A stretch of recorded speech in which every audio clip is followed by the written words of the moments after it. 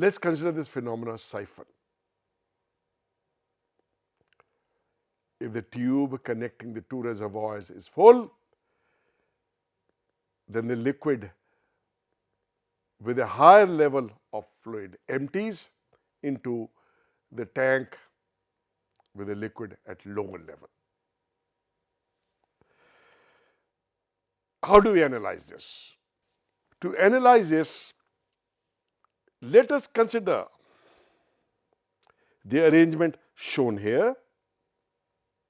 There's a liquid in the tank and there's a tube that runs from the tank, goes to a maximum height h3 above the datum and goes down to a distance h5 below the datum. There would definitely be a streamline, something like what we have shown here, 1, 2, 3, 4 and 5. Let us apply Bernoulli equation between the various points on these streamlines. This table organizes this determination. At point 1, on the surface of the liquid, on the free surface of the liquid in the tank, pressure head is clearly 0, the pressure being above the atmosphere, that is the gauge pressure, since the pressure at 1 is atmospheric.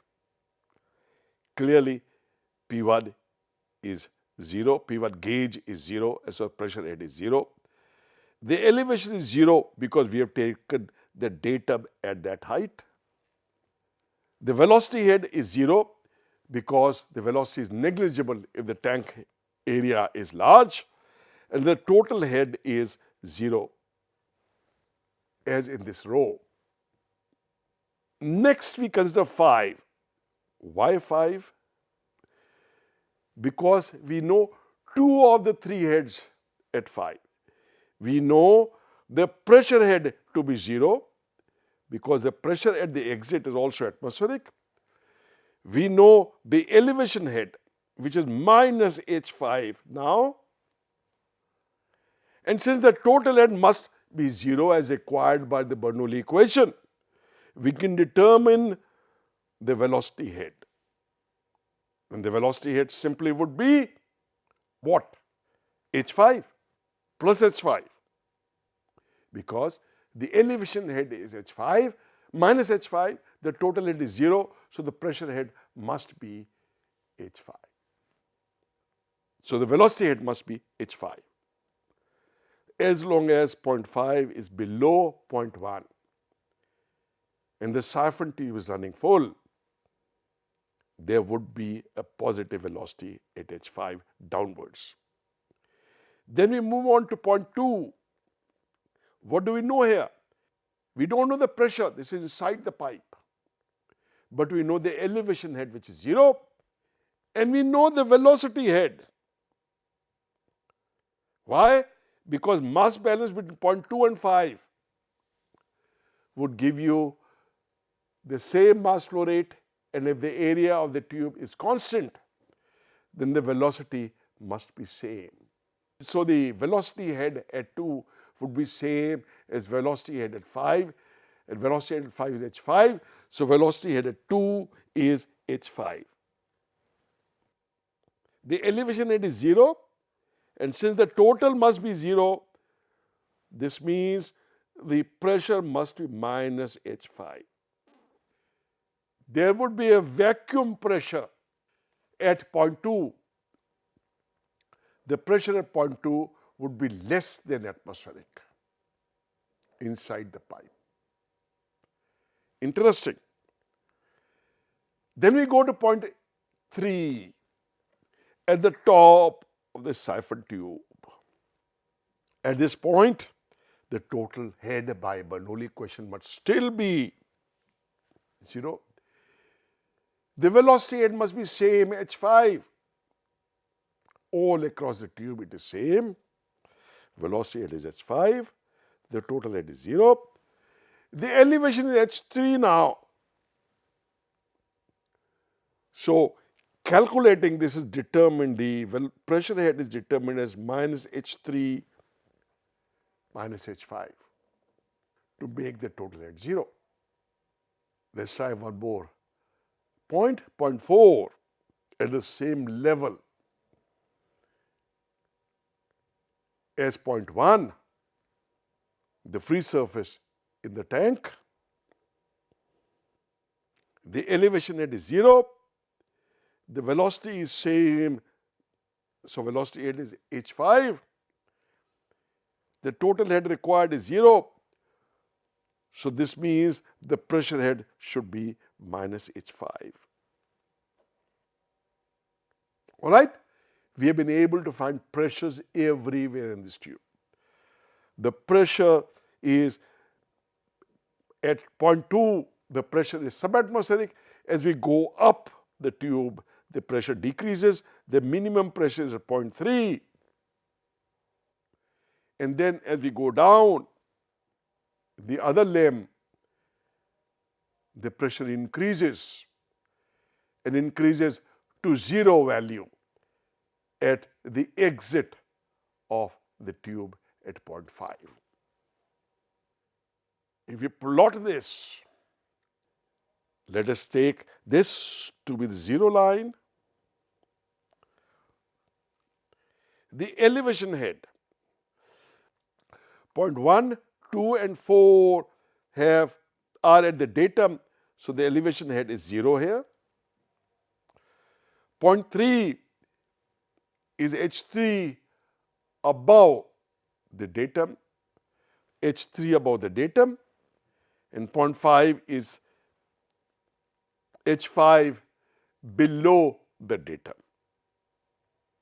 to the left in this diagram. The pressure heads we plot. The pressure at 1 is 0, and so is the pressure at 0.5. Pressure 1, 0.1 and 0.5, both pressures are 0. Pressure at 3 is minimum, and pressure at 2 and 4 is minus V square by 2G. This is the velocity head minus V square by 2G everywhere throughout the pipe. Throughout the pipe, the velocity head is minus V square by 2G. This is also the piezometric head. Minus V square by 2G is a piezometric head. To this we add the velocity head to get the total energy head. And the piezometric head is minus V square by 2G. To this we add the velocity head of V square by 2G, and we get a total head of 0. So this is the total head throughout the tube. When would the siphon not work? You see, the lowest pressure is obtained at 0.3. So the siphon would stop working when the pressure at 0.3 is such that the water boils, that the cavitation occurs. And when would the cavitation occur? When the pressure becomes equal to or lower than the vapor pressure of water. So depending upon the temperature, the vapor pressure of water is quite low, a few kilopascals. So this sets the limit of when the siphon would work. If we neglect the small vapor pressure, then we may say the siphon would work till at 0.3 there is total vacuum. The pressure becomes absolute 0. This means the height H3 plus H5 is equal to the barometric head. The atmospheric pressure converted into the liquid head. If liquid is water, then this is about 10 meters. So if the long arm of the siphon is about 10 meters, the siphon would not work. So we can empty a tank only if the long arm of the siphon is less than the barometric head, which is about 10 meters for water. Many of the flushing cisterns in your toilet work on the principle of siphon. There is a cistern that holds water because of a float valve, and there is a siphon tube that runs like this. The water level is maintained at a level up to here such that there is air on top at the siphon tube. Now, as you operate the handle, this big plunger is moved up. As it moves up, it displaces water inside this tube, and the water level rises and it completes the circuit. The water level rises and flows down, and once this tube flows full, it will not stop till all the water in the tank or the cistern is emptied. And so this results in a flush in the toilet. Let's consider another example, a little more complicated example of a natural draft in a chimney. Suppose we have a fireplace and a chimney to supply it air. And we let the natural draft do the supplying of air. How does it do it? Let's assume that the air flows across from 1 to 3 to 4 and then to 2. Point 1 is at the inlet of the chimney. Point 2 is at the outlet of a chimney. We can assume the velocity of A at point 1 to be nearly 0 because of large area. Let's assume the fire zone is a constant pressure fire zone in which the pressure does not change. So the velocity would be same, the air would be heated, the density would be lowered. Let's apply Bernoulli equation between point 4 and point 2. Point 4 just after the fire zone, and point 2 at the exit of the chimney of height h. The equation of Bernoulli would be V2 square by 2g plus P2 by rho g plus Z4 plus h should be equal to V4 square by 2g plus P4 by rho g plus Z4. Z4 is the elevation of point 4, which is 0 here. P4 is like P1, pressures are same, but pressure at P2, how do we obtain that? Now, let's assume that the gas is heated, the pressure is same, so the density would be lower. Let the density of gases within the chimney be rho, while the density of gases outside, the air outside, is rho naught. Pressure at 2 is determined from the external atmosphere. So pressure at 2 is P1 minus rho naught GH. Rho naught is the density of air in the atmosphere. Going up the height h, the pressure will reduce by rho naught GH. Rho naught is greater than rho. Then V4 is A2 V2 by A4. If we plug in the values in the Bernoulli equation, we get V2, the velocity at the exit of the chimney, to be this expression. And you know, the velocity depends directly as a square root of rho naught by rho minus 1. It only works if rho naught is more than rho. If rho naught is equal to rho, that is the temperature inside the chimney is the same as the temperature outside, so that rho naught is equal to rho, then this velocity would be 0.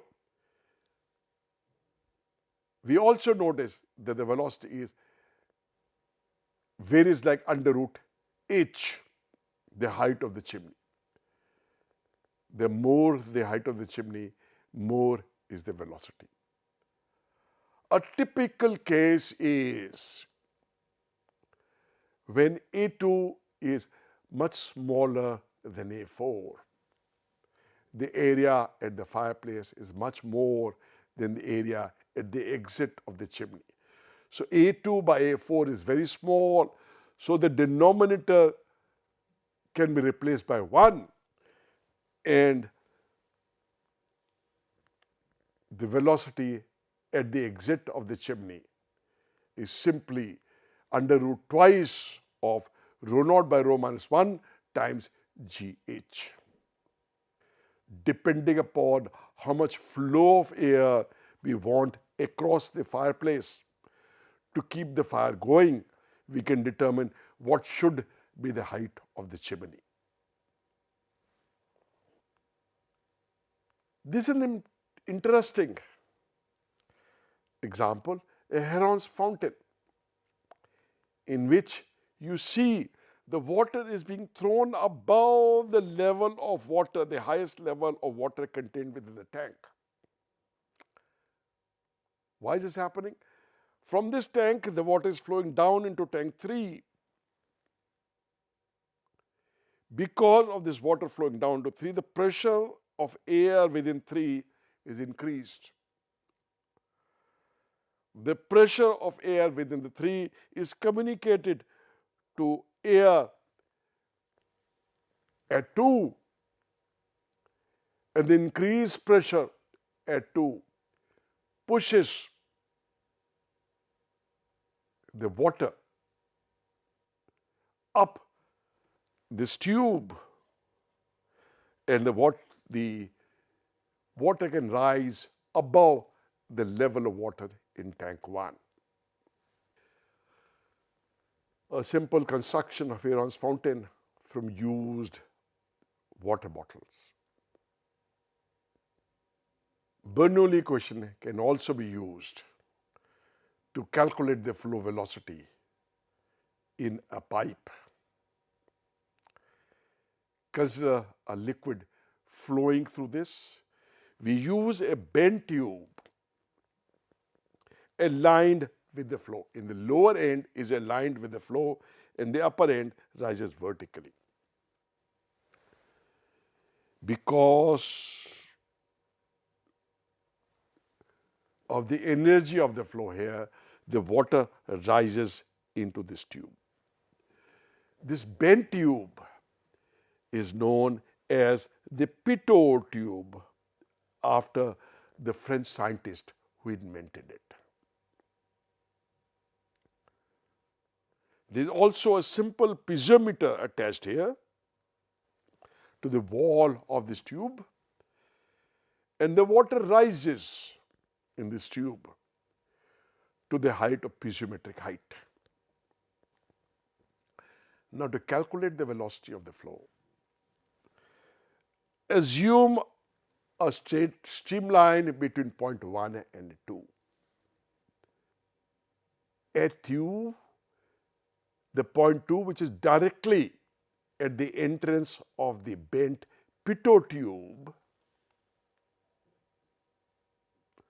there is no flow taking place. So the velocity at point 2 is 0.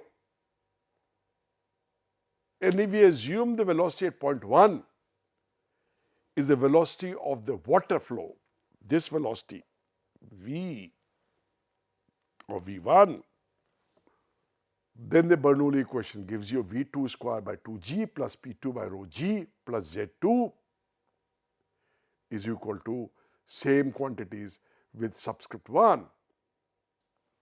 Here clearly Z1 is equal to Z2. The velocity at point 2 is 0, V2 is 0. So V1 is given by under root twice delta P by rho, where delta P is the pressure difference. By applying the hydrostatic rule, we can find out that P2 minus P1 is nothing but rho G times delta H, where delta H is the difference in level between the piezometric tube and the pitot tube, so that the velocity at 1 is given as under root twice G delta H. This pitot tube is used for velocity measurements very extensively. Almost all aircrafts measure their velocities through use of a properly designed pitot tube. We will discuss more of this in later chapters. There are special names given to these pressures. P1 is named the static pressure. P2 is named the stagnation pressure, because this is the pressure where the flow has come to rest. The flow taking place along the streamline 1 to 2 has come to rest at point 2, is stagnating at point 2. So that's why P2 is termed as the stagnation pressure. And the difference P2 minus P1, which by Bernoulli equation is nothing but 1/2 rho V1 square, is termed as dynamic pressure, the pressure because of the velocity of the fluid. Dynamic pressure. Thank you very much.